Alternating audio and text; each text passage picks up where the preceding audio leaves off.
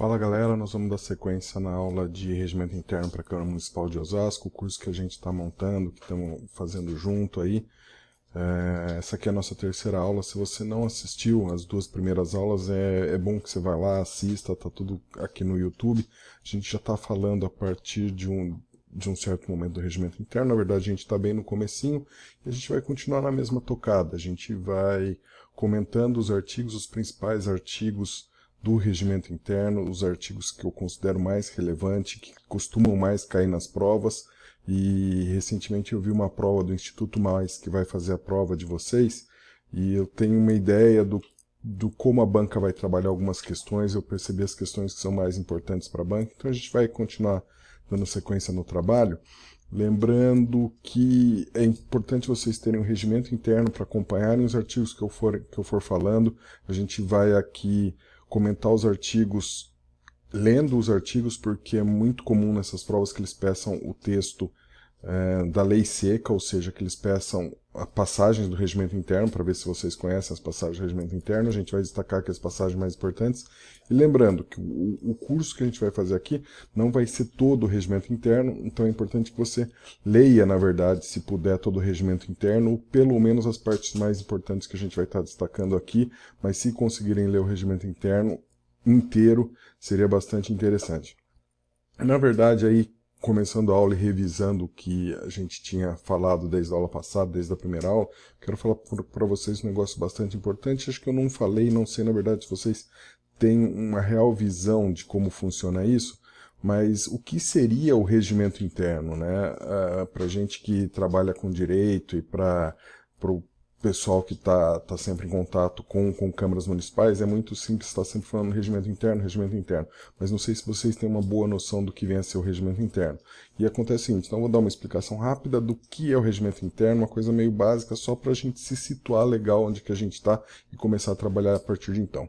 O regimento interno, ele é um conjunto de normas, ele é um conjunto de disposições que regula todo o funcionamento de uma Câmara Municipal. Então vocês estão vendo, já devem ter lido uma parte do regimento interno, que ele fala como vão ser as votações, como que são as discussões, como que são os apartes, que tipo de projetos que são votados, como que os vereadores trabalham, como que os vereadores tomam posse, até o que eles falam na hora de tomar posse, como são as sessões parlamentares, como são as sessões legislativas, quanto tempo dura cada parte da sessão. Então, ele é um conjunto das normas que regula todo o funcionamento do Poder Legislativo Municipal. Na verdade, ele tem também regimento interno em todas as casas legislativas. Então, na Assembleia do Estado de São Paulo tem um regimento interno, na Câmara dos Deputados tem um regimento interno, no Senado tem um regimento interno. Eles são parecidos entre si, mas, na verdade, cada um pode regular os seus procedimentos de forma específica. Então, existe uma certa margem, onde cada regimento interno regula suas disposições específicas daquela casa legislativa. E por que ele é tão importante, por que ele é tão cobrado e ele é exigido até nas provas? É que um poder legislativo ele é composto de vários vereadores que representam várias ideologias e várias parcelas da população, e cada vereador ali tem um interesse próprio, cada partido tem um interesse próprio. Se não fosse o regimento interno, a coisa ia ser meio bagunçada, não ia haver regras claras do funcionamento e poderia haver certos debates, certas discussões que são sanadas e que são resolvidas na base do regimento interno. É basicamente como o regimento interno de um condomínio, por exemplo, ou de um clube ou de uma empresa. São normas que servem para regular todo o funcionamento daquela entidade. No nosso caso, da Câmara Municipal de Osasco. Tá? E no caso, é o regimento interno do Poder Legislativo. Outra coisa que eu quero trazer para vocês, não sei se todo mundo tem essa visão bem clara, a gente chegou a comentar na aula passada que no município existem dois poderes, somente o legislativo e o poder executivo. O município, via de regra, não tem poder judiciário. E esses dois poderes, eles são duas entidades que representam o município, ou seja, que representam a cidade e que trabalham pela cidade, cada qual exercendo uma função específica. Então, o poder executivo, que é representado pelo prefeito e pelos secretários, tem a função de executar os serviços do município, tem a função de gerenciar o município, representar o município e praticar as atividades em concreto. Então, o Poder Executivo é quem faz o asfalto na rua, é quem conserta a praça, é quem poda a árvore, é quem disciplina e coloca para funcionar as escolas e os centros de saúde, ou seja, ele executa as atividades. Já o Poder Legislativo, por sua vez, ele tem algumas outras funções que não são subordinadas ao Poder Executivo, eles são funções próprias do poder Legislativo que complementam e que ajudam. Então, os dois poderes no município, eles têm que se complementar, cada um exerce suas funções e juntos eles dão o direcionamento da atividade dentro do município. E a gente vai estudar então, a partir de então, as funções do Legislativo. A gente não vai estudar o Poder Executivo, isso tem disposições na lei orgânica, mas infelizmente a gente não tem tempo de tratar da lei orgânica, a gente vai falar só do regimento interno, mas procurem lá na lei orgânica, tem o Poder Executivo, as funções do Poder Executivo, e a gente vai se ater aqui às funções do Poder Legislativo, que é o que consta do nosso regimento interno. Então vamos dar uma olhada nas funções do Poder Legislativo para a gente poder trabalhar a partir de então. Só quero lembrar uma outra questão para vocês. Eu vou levantar aqui, vou trazer para vocês no curso as principais normas, as principais disposições do regimento interno. Não necessariamente eu vou colocá-las na ordem, porque quem já leu o regimento interno, quem viu o regimento interno, viu que ali tem uma certa confusão, tem uma certa imprecisão de colocação, ela não segue uma sequência lógica, digamos assim, tem disposições dispersas em alguns locais, então eu vou trazer para vocês as partes importantes, mas não necessariamente numa sequência, eu vou fazer uma sequência lógica e não uma sequência do que aparece ali no regimento interno. E então nós vamos passar a estudar as funções do Poder Legislativo, conforme está no regimento, e vamos continuar o curso nessa tocada. Então vamos dar uma olhada no próprio regimento interno, fazendo como a gente está acostumado, vendo os textos do regimento interno, vendo os artigos do regimento interno, que eles vão ser pedidos através de lei seca, e a gente, a partir de então, vai ter algumas considerações e levar as explicações numa sequência lógica a respeito do que a gente vai estar falando. Vamos lá? Então eu vou pegar aqui e abrir para vocês o regimento interno. Eu já tenho algumas coisas anotadas que eu estava colocando, que foi o que a gente viu aula passada, né? Que são as funções da Câmara Municipal do Poder Legislativo. Então lembrando que ela é uma função principalmente legislativa, e esse termo é bom guardar, e função legislativa e atribuições de fiscalização, controle e assessoramento dos atos do Executivo. Então veja como eles se complementam. O Executivo ele é fiscalizado, controlado e assessorado pelo Legislativo, então cada um vai exercer sua função. E dentro do Legislativo ele compete praticar atos de administração interna do próprio Legislativo. Aí eu vou falar aqui para vocês, a partir de então, o artigo 2º, ele traz discriminadamente cada uma dessas funções. Então, olha só, a função legislativa da Câmara, do Poder Legislativo, consiste em elaborar leis referentes a todos os assuntos de competência do município, respeitados as reservas constitucionais da União e do Estado-membro. Então, funções legislativas, elaborar leis. Tá? Bem tranquilo. E esses termos aqui, essas descrições que ele passa, é importante vocês guardarem, é importante vocês terem na cabeça, porque, como eu falei, a banca pode brincar de misturar uma função com a outra e de fazer uma miscelânea e perguntar para você qual que é a certa. Outra função que a gente vê aqui, olha, a função de fiscalização e controle. Ela tem um caráter político-administrativo.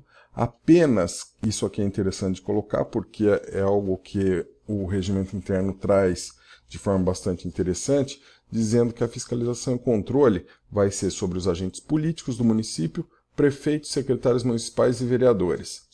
Na verdade, a fiscalização da Câmara Municipal, a fiscalização do Poder Judiciário, do Poder Legislativo, ela pode se estender a várias outras pessoas do Poder Executivo. Não tem que se ater exclusivamente a prefeitos, secretários municipais e vereadores. Agora, para fins da sua prova, como isso está no regimento interno, você vai ter que colocar que a fiscalização e o controle só sobre os agentes políticos, prefeito, secretário municipal e vereador. E aí, não se exercendo sobre os agentes administrativos sujeitos apenas à ação hierárquica do executivo. Vai querer dizer o seguinte, se tem lá um diretor de saúde, um diretor de alguma área do executivo que está fazendo alguma coisa errada, a princípio, o controle e a fiscalização sobre ele seria feita pelo próprio executivo. Então guardem isso, que quem sofre fiscalização e controle da Câmara Municipal, do Poder Legislativo, é o prefeito, os secretários municipais e vereadores. Tá? Vamos continuar. Com relação à função de assessoramento, que é uma das funções colocadas lá no caput desse artigo, consiste em sugerir medidas de interesse público ao executivo, mediante indicações. Então, assessoramento é quando o vereador ele tem uma notícia de que tem alguma questão, algum problema que precisa ser resolvido no município, alguma atividade que o Poder Executivo precisa exercer, e ele, através de indicação, a gente vai ver como funciona isso, indica ao prefeito, ou seja, ele fala para o prefeito que faça determinada atividade. Isso aqui é, então, a função de assessoramento, referente à indicação, medidas de interesse público do Executivo. Lembrando, sempre guardem esses termos que eles podem cair para vocês. Função administrativa, por último, é a organização interna da própria Câmara, ou seja, a Câmara Municipal ela tem como se organizar internamente e aí ela exerce uma função administrativa interna. Aí a gente vai ver essas funções com mais calma, a partir da próxima aula a gente vai ver um pouco mais de calma, e aqui é interessante, vamos aproveitar que a gente tem um tempinho, para falar de uma coisa assim, é difícil que peça, mas não impossível. Sede do Poder Legislativo, sede da Câmara Municipal, a Avenida dos Autonomistas 2607. Isso aqui é interessante vocês terem, interessante vocês guardarem, porque é improvável, mas talvez peçam isso aqui. Na sede da Câmara não se realizarão atos estranhos à sua função, sem prévia autorização da mesa. Então veja bem, todo o serviço da Câmara é feito na sede da Câmara, e só os serviços da Câmara. Para qualquer outro serviço que vá ser feito na Câmara Municipal, precisa autorização da mesa. A gente vai ver quem que é essa mesa, na verdade é a mesa diretora dos trabalhos da Câmara, composta do presidente, primeiro secretário, segundo secretário. Mas para vocês terem uma ideia, a princípio, na sede da Câmara só fazem atos do Poder Legislativo. Comprovadamente impedido o acesso ao recinto da Câmara por qualquer outra causa impeditiva da sua utilização, as sessões poderão ser realizadas em outro local público do município de Osasco, designado pela mesa, comunicando-se à autoridade judiciária. Questão bastante interessante, só que eventualmente a banca pode pedir que, quando for impossível o acesso à Câmara, a sessão pode ser feita em outro local, designado pela mesa, novamente a mesa diretora, desde comunicado à autoridade judiciária. Eu vejo várias perguntas aqui que a banca pode fazer, do tipo assim, perguntar para você se é verdade ou falso, que a Câmara nunca pode usar serviço, nunca pode fazer suas atividades ou suas sessões em prédio diferente da Câmara. Ou perguntar quem que deve ser comunicado para realização, quem que vai designar onde será a realização, para quem vai ser comunicado. Tem várias perguntinhas aqui que eventualmente a banca pode brincar com isso aqui, então fica atento com essa questão. Parece uma coisinha meio boba, mas não é não. E outra, as sessões solenes poderão ser realizadas fora do recinto da Câmara no município de Osasco, ou seja, essa obrigação de que as sessões sejam realizadas no recinto da Câmara ou outro local designado pela mesa não se refere a sessões solenes. As sessões solenes elas podem ser feitas fora da Câmara sem necessidade de aviso à autoridade judiciária. Então é mais uma questão que a banca pode perguntar para vocês, pode brincar com isso aqui, dizendo assim, todas as sessões, quando realizadas fora do recinto da Câmara, devem ser comunicadas à autoridade judiciária. Negativo, as sessões solenes não precisam de comunicação ao judiciário. Os artiguinhos aqui são simples, mas é interessante tê-los bem esperto nessas colocações de quem que autoriza, quem que designa, que no caso é a mesa, a quem é comunicado, que é a autoridade judiciária, e que as solenes podem ser feitas fora daqui. Nosso tempo está acabando, vem comigo aqui, falar para vocês mais um pouquinho. Nosso tempo está acabando aqui no YouTube, no canal que a gente preparou aí para vocês. A gente tem um prazo máximo de 15 minutos, mas acompanhe nossa próxima aula. A gente, a partir dessas funções do Poder Legislativo, a gente vai trabalhar um pouco mais a respeito disso. Tá ok? Obrigado, até logo.